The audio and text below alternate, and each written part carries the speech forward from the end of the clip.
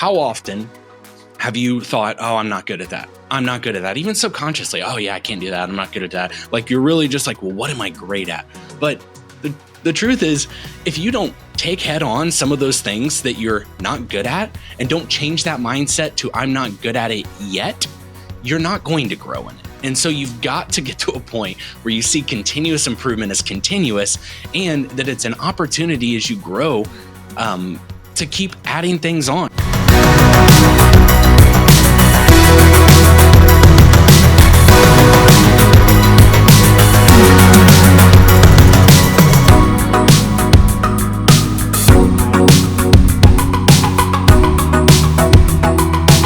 Welcome back to the Culture-Based Podcast. I'm Dustin. He's Blake. I don't know if I'm frozen or not, but we're just going to keep talking anyway, like I'm not. And we're going to go right into today's topic, which is continuous improvement. We're episode 5 of our A Culture series. And we've been breaking this down now for the past 4-ish episodes. Next week, we're going to take a pause from that because today's episode 99, which by the law of math, Blake, means our next episode is Next. Okay. No, I'm just kidding. It's 100. Math is numbers, not words. More. So we're going, episode 100 is next, which we're going to share some cool stuff about what's next with the culture base and really just kind of take a look as a whole at what the state of company culture is as we enter 2026. But Blake, let's get into today's episode talking about continuous improvement. We've talked about these different subcategories that the 10 attributes of an A player has, right? We spent our first 3 episodes talking about the competency category, and that was stuff like accountability for actions, reliability, and quality of work. Yep. Today, we are doing the second of 2, so 2 of 2 in the other category of the second category. It's 2 of 2 of 2. There you go. There you go. The other category that we started last episode was drive and agency. We talked about taking initiative. Yeah. And today, Blake, we're going to finish that drive agency category with continuous improvement. But we were talking a few minutes ago before we started recording about this drive and agency and how unique this category is to the rest of the categories of the A players. So why don't you share kind of what we were talking about earlier with how is this so unique? How is this drive agency subcategory so unique? Yeah. All these other categories all require you to take ownership of what you're doing, to do the things you need to be doing, and to have control over those things. However, drive and agency, and especially continuous improvement in that, are all the areas that you have control. Okay. And that, like, even the idea of what agency is literally your own ability to do, right? You have the ability to do, and then taking that ability and doing it.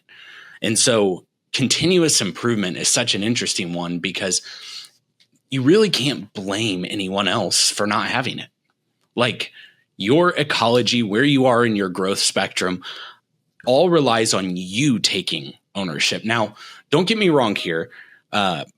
Business leader, owner, whoever you are who's building culture, you do need to have an environment that supports continuous growth.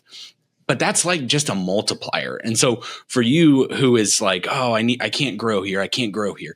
I can't grow here is maybe a sign of not an A player. Okay. I can't grow here is never true when you understand that continuous improvement is a part of drive and agency, your own. Will it be harder? Damn right it'll be harder. If you are in an environment that's a lot harder to do it, then yeah, it's going to be a challenge to grow. However, you can continue to grow in your own person, self, character by just taking ownership that improvement and growth is yours.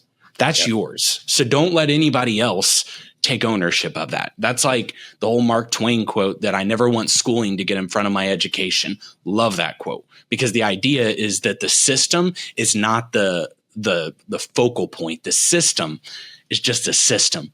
What you do with it is education. What you do with it is continuous growth. So I think that's what's unique about this category of continuous growth is that of all the other ones, and I think they all take you, but this is one, especially in a category of drive agency, that there are zero excuses. You've got to take ownership of your own growth. Otherwise, of all these other ones, like reliability, accountability, quality of work, if you don't focus on continuous improvement, you won't get any of the other ones. And if you don't take ownership of it, you definitely won't. Yeah. And so we're talking about everything in this A-player conversation is there's the company environment that supports these attributes, but then there's also the instinctual nature, talent development side of the actual player. So there's the company and then there's the player. And what we're saying here, Blake, is that the continuous improvement, or the drive and agency categories of taking initiative and continuous improvement, that those, while the company's environment needs to support that, that the actual action behavior of it comes solely from the A player themselves. And so if you're a leader in an organization and you're listening to this, don't use this as an excuse of like, well, that's all on them, and they're not cutting it. Okay, well, two things. Number one, you're a player in your organization as well. So how are you continuously improving? Number two, how are you cultivating the right environment? We use the garden analogy on this podcast way too much, but we do it because it makes sense, right? It's life's a garden. Can you dig it? And so we're talking about the soil, the sun, the water, the chemical compounds and makeups and all these. That's the entire environment in which plant life can grow successfully and do what it's designed to do what it only naturally can do, right? The sun and the water and all these things can't grow on its own, like can't grow the plant on its own. The plant still has to grow, right? Yeah. Still has to take that movement upwards. Yeah. There's also a perpetuality to this too, even with the garden analogy. You do all those things for the garden every season. Yeah. It's not a set and forget. You'll get benefits from last season. Yeah. But it doesn't make this next season workless. Mm-hmm. And I think that's the thing about the word continuous. I was going there too. Improvement. Yeah. Okay. Yeah. And so the older I get, the more I see that it's continuous is actually kind of harder sometimes, especially when you've allowed your continuous growth in one area. You've allowed that to grow, but then in other areas, maybe it hasn't. And so all of us, and if you don't have an internal dialogue going on, you're probably a liar. But second off on that, you need to have those conversations, because what they're saying aren't always true. And so how often have you thought, oh, I'm not good at that. I'm not good at that. Even subconsciously, oh yeah, I can't do that. I'm not good at that. You're really just well, what am I great at? But the truth is, if you don't take head on some of those things that you're not good at and don't change that mindset to I'm not good at it yet, you're not going to grow in it. And so you've got to get to a point where you see continuous improvement as continuous, and that it's an opportunity as you grow to keep adding things on. Real cool, small little story here. We bought an old 1901 house from an older couple, and I think they're maybe just in their 80s at this point. And it was kind of cool because when we were walking around, I saw a guitar in one of the living rooms. And I was like, oh, that's so cool that they're playing guitar at this. And when we met the sellers later, we were having doing the closing, and it was the older lady. She said, yeah, I just picked it up last year. And I was like, dude, that's it. I want to keep not just digging into the things I'm good at, but continuously improving in the areas that I've just never tried. And there's something fun about life when you allow that to be a part of it. Yeah, 100%. 100%. We talk a lot on this podcast. In fact, we've done several episodes on this growth mindset versus fixed mindset in the workplace. Is there anything that you want to I don't want to, rehash all of those episodes, but Is there anything, Blake, that you want to speak into that before we kind of get into like actually cultivating that right environment as a leader? Yeah, I think the whole fixed mindset of the I'm not good at this versus I'm not good at this yet is probably part of that. Yeah. I think the other part is just keeping in mind, like, there is no loss in growth, like in improvement. And I even in New York this past week, I saw someone with a shirt that said you either win or you learn kind of thing. And it's really easy, but like, yeah, I get it. But at the same time, I think people who do get it really vibe with that and really dig into, I totally am that way. And if you're not that way, I think that's probably just a sign that you are not yet at a place of continuous improvement. Yeah. It's not a not at all. It's not yet. I when I think about this, Blake, I think about it from the company side more than the sometimes more than the actual individual player themselves. And we help a lot of our clients identify who an A player is for their organization, kind of that A player profile, right? For each area of their company. What does an A player look like in this department, right? Because it's an identifier when they go to hire. I didn't even mean to rhyme like Dr. Seuss, but I did. Boom. It's an identifier when you go to hire. It's an identifier when you go to hire. I don't know. Feels like a song in Dr. Seuss land, but Whoville, that's what it's called. But being able to sit across the table from somebody, have a conversation with them, and being able to identify, is this a person who has a growth mindset or has a fixed mindset? And so we're not going to go on and on about that. We have past episodes all about that. Just look at the titles. I'm pretty sure it's growth mindset versus fixed mindset is somewhere in the title. But go take a look at that. And we've hit on this a little bit too already, Blake, but like, we need to be able to create that environment that not only supports and cultivates the continuous improvement of everybody on our team, but also rewards it. Like this is leadership 101, right? That what you reward, what you celebrate gets repeated, right? And earlier you talked about the it's not a one and done, it's a repetition thing, and anyone can do something once. Yeah. Right. Like I'm always like, I'm a foodie. I love to try new foods. We were talking about sushi before this recording. And I was like, yep, tried it once. Not a fan. I will try any food once. I don't care what it looks like. I don't care what anyone says it's supposed to taste like, because I might like it. Who knows? Yeah. But I can do the one thing very easily. Right. I can go to the gym. I can get up early. I can do something selfless once. Very, very easy. But to do it over and over again, that's when we start to reward the environment that we're cultivating. And then we're talking again, going back to that garden analogy that we've used, but that's where the replanting and the retilling and the over and over, part of that is celebrating what you want repeated. Anything there, Blake? Yeah, I think we need to be careful about being speakers and not doers of us wanting to have learning cultures and a rewarding learning, because there have been a lot of organizations I've been a part of that, hey, like, I value learning and you make mistakes. It's okay to make mistakes until those mistakes cost money. And sorry, but what mistake isn't going to have a cost associated with it on the front side? And I'm speaking more to the business owner here. Yeah. And then what happens is you punish those who made the mistake. And that's the one surefire way of diminishing development. And then you wonder, why aren't they taking ownership? And why aren't they doing this? And why aren't they, just doing the things they're supposed to? Because you didn't allow them to. Because you didn't see that development is an investment that does cost something. And so you've got to see that those costs are actually identifiers of knowledge gaps and identifiers of risks down the road if we don't deal with them now. And so you've got to see it as an investment. If you don't see it as an investment and you're just like, oh, we value learning, then it's bullshit. Okay. And you're going to hurt some people, including yourself, by the way. Yeah.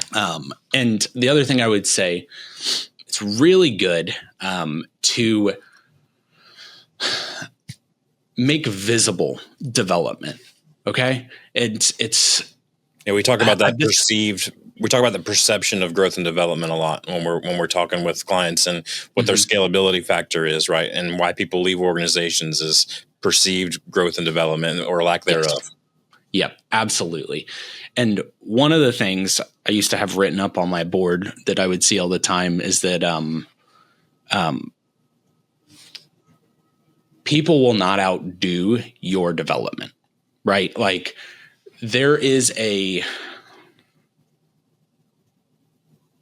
you're going to attract a lot of people when you allow your personal development to show. When you go and talk to people about books, when you go and I was reading a book the other day and it was talking about this. What are your thoughts about that? And you start engaging. All of a sudden, that's contagious. Okay. That motivation is contagious, but it's only contagious for a certain amount of time. And then you've got to keep building and growing. So I am a big proponent that it's not about being braggy. It's about sharing what you're learning. Knowledge in a book is to hit a mind and then go out of mouth and share with the rest of the world. Okay. That's one of the best things about it. And so that would just be one of the encouragements I have in building a good culture, sharing what you're learning.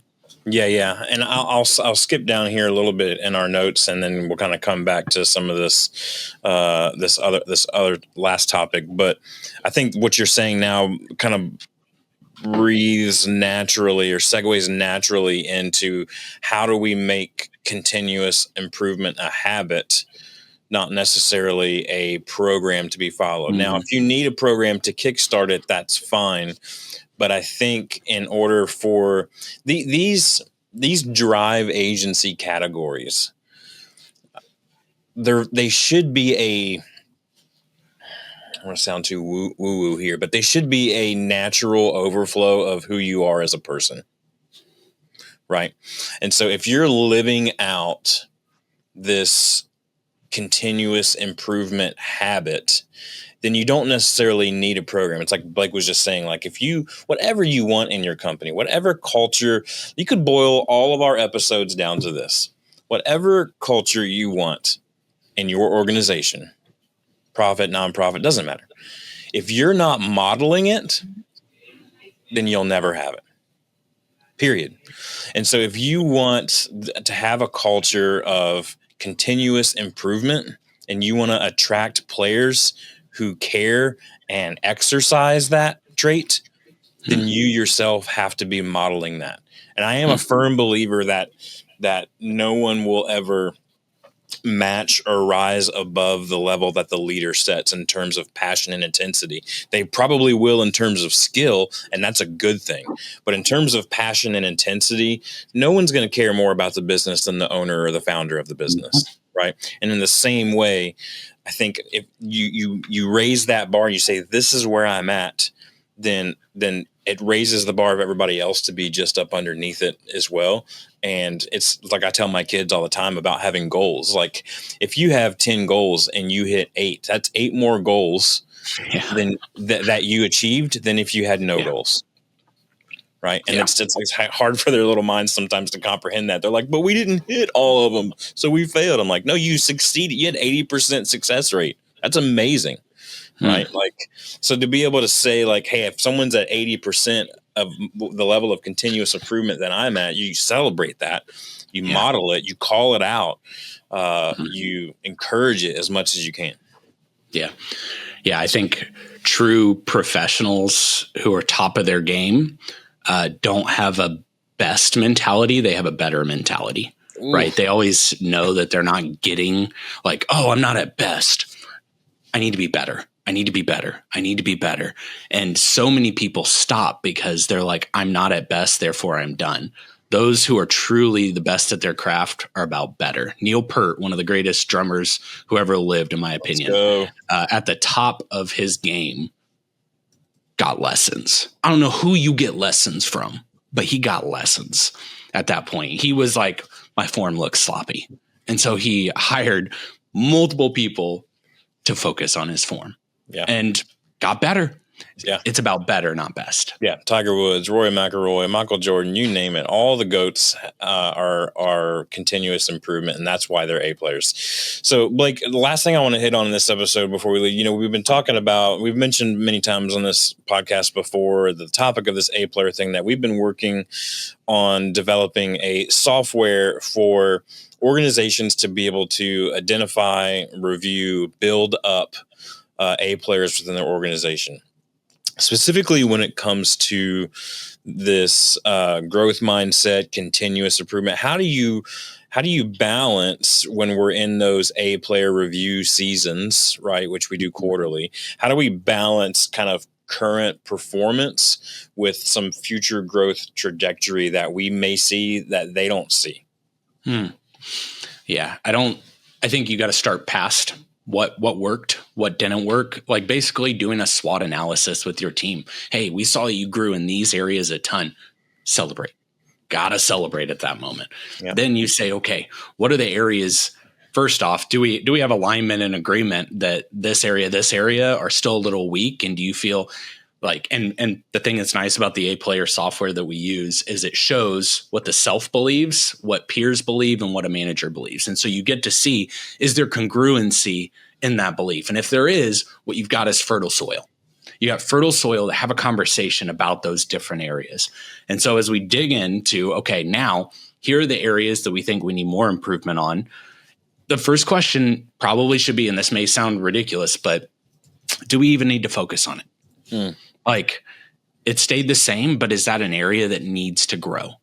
And you may want to argue, well, these 10 areas, if they're all important, they're all important. Yeah, but if they're all important, none of them are important. There is a certain aspect that we want to grow certain areas for certain roles and responsibilities and make sure that, in one category of a profession or industry, maybe quality of work is way higher than adaptability, because quality of work, it's about regulation. And in that industry, it makes way more sense that is way higher. So I think that there are just some of these things that you've got to identify. Does it need to grow?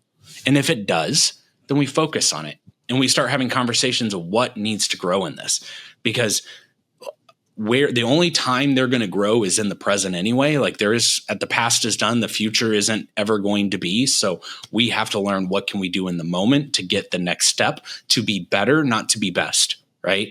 And so we don't want to look at numbers and scores and say, well, you didn't do it. See ya. Like, that's not continuous growth for an organization. So organization growing continuously. So I think that's probably a big part of it, because end of the day, like when we look at